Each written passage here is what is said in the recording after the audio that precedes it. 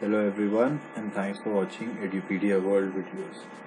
Today we'll be learning about vectors and how they're extremely useful in solving problems involving kinematics and laws of motion, which are going to be our subsequent two chapters. First we'll study the types of quantities which you used to up till now, and those are called scalars. Scalars are physical quantities which are completely specified by just the magnitude. The magnitude is what we've been learning up till now. It has two parts, a numerical value and a unit. And they add in the ordinary way. And the examples of them would be mass, time and temperature. When I say they add in the ordinary way, what I mean is that a body of mass 3 kg and another body of mass 4 kg when combined will always without exception give me a net mass of 7 kg. Ordinary standard boring addition, nothing complicated about it. But there are quantities for which this isn't true, and they are called vectors. In addition to magnitude, which comprises of numerical value and units, they also need direction to be completely specified. You cannot just say the magnitude is 5 meters. You need to say the magnitude is 5 meters and the direction is east. Okay, for example. And they are added according to a special rule which we'll learn soon enough, and it's called the triangle rule of addition. Examples of them would be velocity, acceleration, force, and another very important quantity which is called displacement. It's the analog of a quantity which you've learned up till now, which is called distance. So let me define our axis first. This is north, south, east and west. Let's say I start moving from point A and I move across a random wavy path and I reach point B. Let's say the total distance traveled is 600 meters. So the distance traveled will be 600 meters. Distance, by the way, is a scalar and it adds in the ordinary way. So let's say I move a distance of 3 meters and then I move another distance of 4 meters. So the total distance I've moved is 3 meters plus 4 meters, which is 7 meters.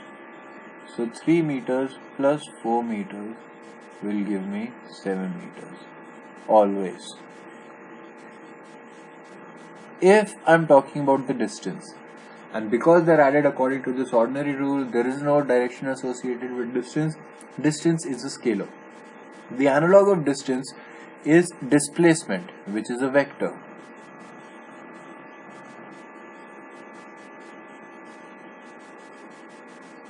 Since displacement is a vector, it has a magnitude and a direction. The magnitude of the displacement is distance between the initial and the final point.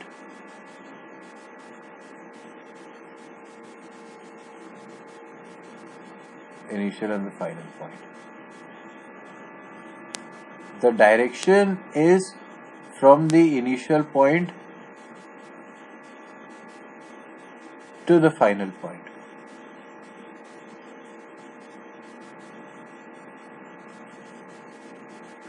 So let's say I move from A to B and travel a distance of 600 meters, but this distance is 40 meters.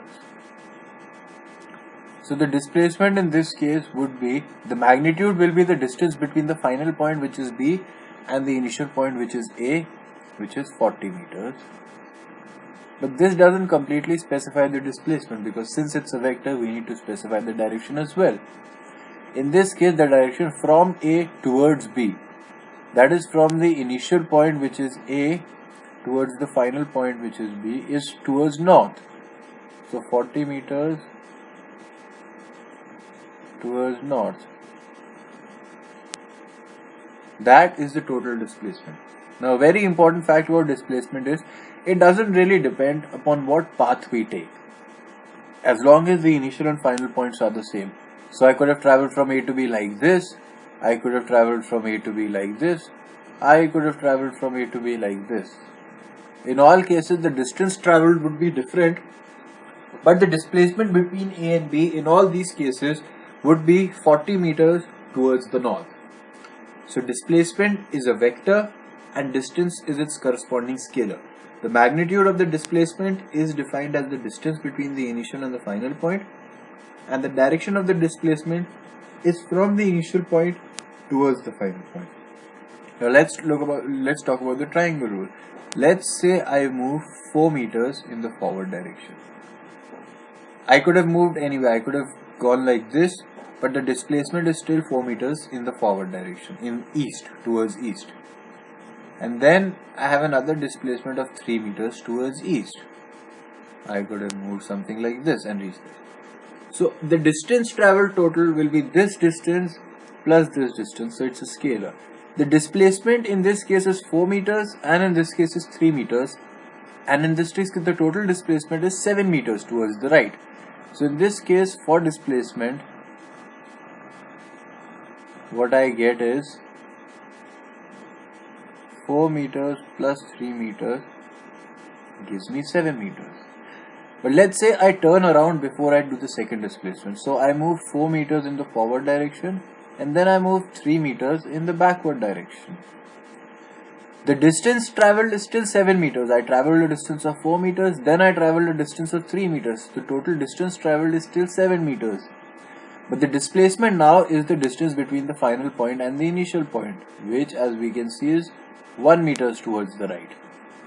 So in this case, if I turn left twice and if I make a U-turn, then 4 meters plus 3 meters gives me 1 meter.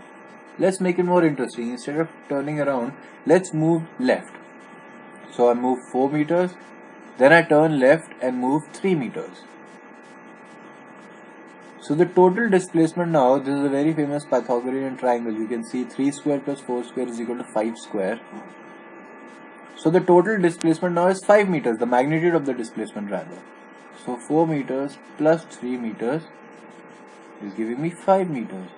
So we see that though a distance of 3 meters and a distance of 4 meters will always add up to give me a distance of 7 meters, a displacement of 4 meters and a displacement of 3 meters could add up to give me a displacement of 7 meters, of 1 meter or of 5 meters. In fact, anything between 1 and 7 meters. So this is why we say scalars do not follow the triangle rule. Vectors are the ones who do follow the triangle rule. Scalars always add in the ordinary way. Vectors are added according to a special rule, which we'll talk about now. So vectors are added according to the triangle rule of addition. And this is basically what the triangle rule of addition says. You take one vector and you take the second vector, and the place with the end with the arrow is called the head of a vector, and the end without the arrow is called the tail of a vector. You join the tail of one vector with the head of the second vector, and the vector joining the tail of the first vector to the head of the second vector is the sum. R is a plus b. Now, if that seems a little intimidating to you, let me just explain it further. The motivation for the addition rule of triangles is very simple. If this is a displacement I move and then this is a displacement I move, what is the net displacement? That is from the final point to the initial point. Let's say this is A, B and C. A is my initial point, C is my final point. So the distance is the distance between A and C, and the direction is from A to C, right? So a displacement of AB in this direction and a displacement of BC in this direction gives me a displacement of AC in this direction. So it turns out to be mathematically slightly complicated, but conceptually it's pretty simple, right? And many vectors can be added according to this rule. So for example, this is a vector, this is another vector, this is a third vector, this is a fourth vector, and this is a fifth vector. The first two will add up to give me this by the triangle rule. This and this vector will add up to give me this vector.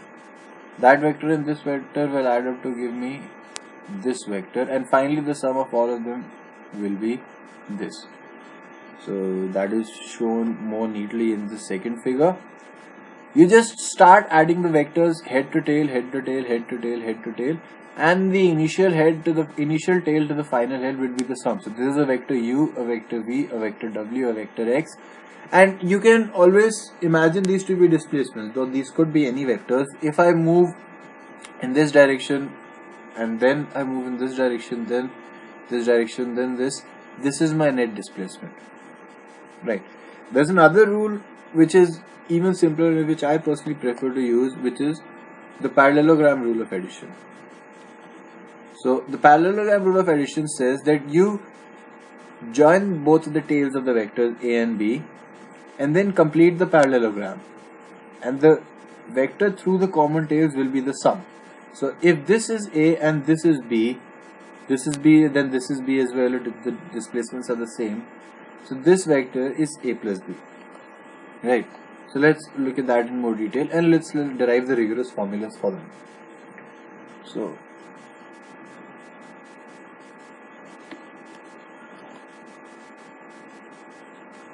let's say this is a vector a, and let's say this is a vector b. Right. Generally what we do is, as a nomenclature, we put arrows over vectors, and if we don't put an arrow, that denotes the magnitude. So this denotes the vector a,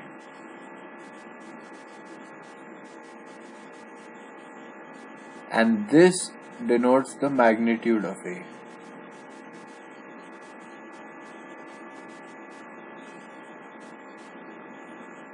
Often in books you also see this written as mod of a. Right. And a convention which we use is, when we try to describe vectors on a plane, we generally put an arrow in the direction of the vector. So this is a vector a in the right direction, this is a vector in a random direction. Right. And the length of the vector corresponds to the magnitude of the vector. So for example, if this vector denotes a displacement of 1 meter towards east, then this is the displacement of 1 meter towards north, this is the displacement of 1 meters towards southwest, this is the displacement of 2 meters towards east, and this is the displacement of 5 meters towards west. So we see that we choose a particular length corresponding to a fixed magnitude, and then if the magnitude increases, we just denote it by increasing the corresponding length. So the length of the lines which represent the vectors are directly proportional to the magnitude of the vectors. Okay, so what we need to do is,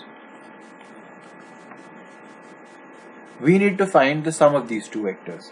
So we could translate the vector b in this direction like this, and we know by the triangle rule, this vector a plus this vector b will be this vector, right, which will be a plus b. And let's take this angle to be alpha. Right. So the question which will be given to us is in this form: two vectors a and b have an angle alpha between them. What is the magnitude of the sum of the two vectors? So the triangle rule is pretty straightforward. You make one vector as one side of the triangle, you make the second vector as the second side of the triangle, make the tail of the second vector coinciding with the head of the first vector. You take the tail of the first vector, join it to the head of the second vector. The parallelogram rule is more interesting and it's easier to follow actually. And in a parallelogram rule, we just complete the parallelogram and then we make a construction.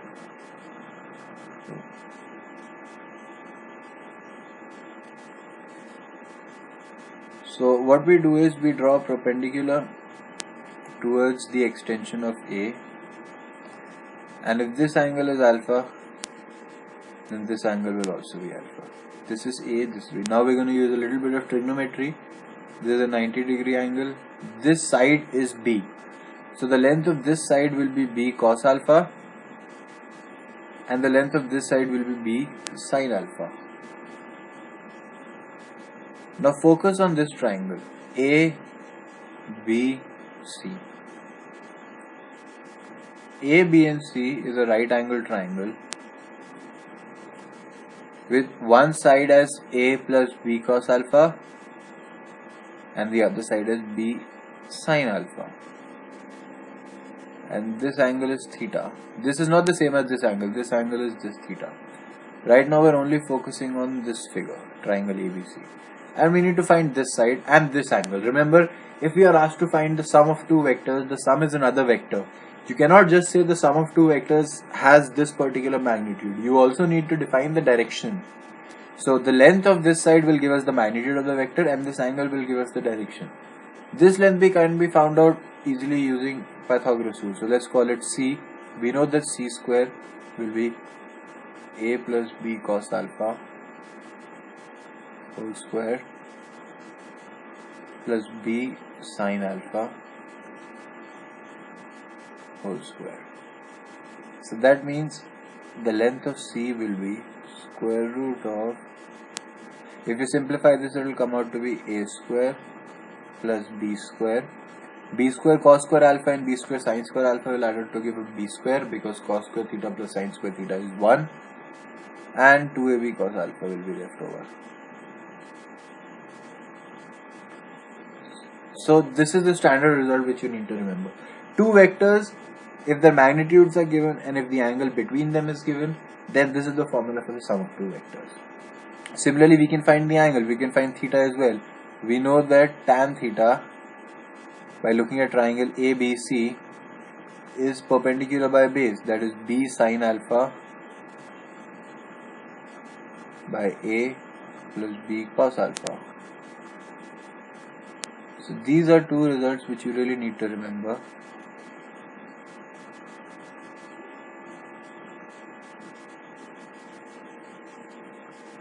And they'll be very useful to you in calculating the sum of two vectors. So for example, let's say I am given a vector of magnitude 10, and let's forget the units for now, and another vector of magnitude 5. What is the sum of two vectors? So two vectors. We know that the angle between them is 90 degrees. So cos alpha will be 90 degrees. So C will be root of A square plus B square, which is root of 100 plus 25,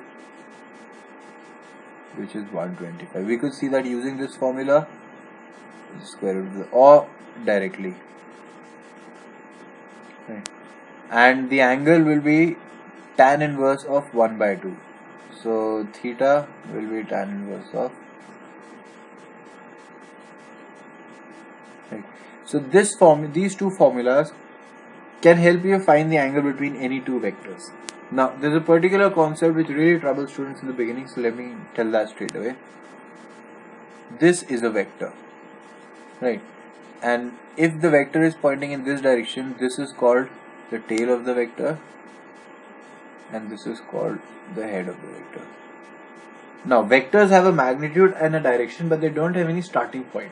So we can always translate vectors parallelly. So this vector is pretty much the same as this vector, which is supposed to be parallel, which is the same as this vector. They're all the same. You can always translate a vector parallel to itself, right? Another concept which troubles people is the angle between two vectors. So let's say this is a vector, and let's say this is another vector, and let's say this angle is 120 degrees, and this vector is A and this vector is B. What is the angle between A and B? The angle between A and B seems to be 120 degrees, but that is not correct because of the definition of the angle between two vectors. So let me just write that down. The angle between two vectors is defined as the angle between their tails. So the angle 120 degree is the angle between the head of the vector A and the tail of the vector B. So we do not want that. We can translate it parallelly in this case, and we can draw the vector B same as this. Excuse me. So this is vector B, this is vector B, right? And this angle then is 60 degrees. So the angle between A and B is not really 180 degrees, it is 60 degrees. 120 degrees is 60 degrees.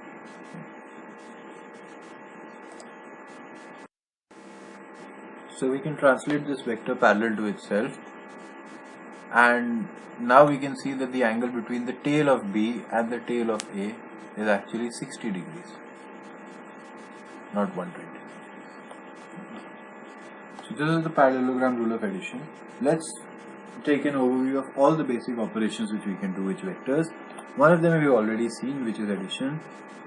So we could be given the magnitudes and the angles in many different ways, and it will be our job to calculate what we need. For example, let's say I'm given a question in which there are two vectors. One of them has a magnitude of 10 newtons and makes an angle of 30 degrees with the x-axis, and the other has a magnitude of 7 newtons and makes an angle of 75 degrees with the x-axis. So by subtracting the two angles, we can see that the angle between the two vectors is 45 degrees. This is the angle between the tail of this vector and the tail of this vector. So this is fine. So the magnitude of the sum of the two vectors will be under root of 10 square plus 7 square plus 2 into 10 into 7 into cos 45. We can also find out the angle which this vector will make with the vector of magnitude 10, and the angle will be tan inverse of 7 sin 45 b sin theta by a plus b cos theta, that is 10 plus 7 cos 45. Keep in mind, this will be the angle which the resultant of these two vectors makes. This is the vector 7 translated parallelly. This is the angle which these two vectors will make with the 10 vector, because the angle which we find out as tan theta is b sin alpha by a plus b sin alpha. That angle was not with the x-axis, that angle was with the vector a, which in this case is the vector 10. So theta will be the angle which the sum will make with the vector of magnitude 10. The angle with the x-axis will be theta plus 30 degrees. So you can see, with a little bit of calculation, given vectors and angles between them, we can find the sum of two vectors. The other important operation is scalar multiplication. That is how you multiply a vector with a scalar. And that is pretty simple enough. First, let's take the case that the scalar is positive. So let's say this is a vector of magnitude 3 in a particular direction, and we call this vector A. So this will be the vector of magnitude 6. This will be the vector 2A. So if you want to multiply the vector A by a scalar, which is 2, all you need to do is you multiply the magnitude by that number and keep the direction as it is. This is true if the number is positive. So this will be 3A, and this vector with the length of 1 will be A by 3, that is 1 by 3 times A. Okay, what if we multiply it by a negative number? Well, if we multiply it by a negative number, the magnitude is multiplied by the absolute value of that negative number and the direction is reversed. So this is a vector A, then this would be in the opposite direction, would be a vector minus 2A. If you want to multiply A by minus 2, all you do is multiply A by 2 and then reverse its direction. Right? Simple enough. If this is a vector of magnitude 5 newtons and we call this vector B, then a vector in the opposite direction with a magnitude of 2.5 newtons will be minus B by 2, that is minus half times B. So we've now seen how to add two vectors. The sum of two vectors will give us a new vector. We know how to calculate the magnitude and direction of that new vector given the magnitude and direction of the original vectors, and we've also seen how to multiply any vector with a scalar. If the scalar happens to be positive, just multiply by the magnitude of the vector by that number. If the scalar happens to be negative, then we also need to reverse the sign of the vector. Right? Simple enough. The third operation is subtraction. That is the difference of two vectors. And subtraction is nothing but a combination of addition and scalar multiplication. So let's say I want to calculate the difference of vector A and the vector B. I want to calculate A minus B. I can write it as A plus minus B. Right? So it's simple enough. This is the vector A. Let's say this is the vector B. The angle between them, let's call it alpha. What is A minus B? All we need to do is we need to multiply B by minus 1. So if this vector is B, then this will be minus B. and you just take the sum of these two vectors. How do you take the sum? Parallelogram law. You just complete the parallelogram.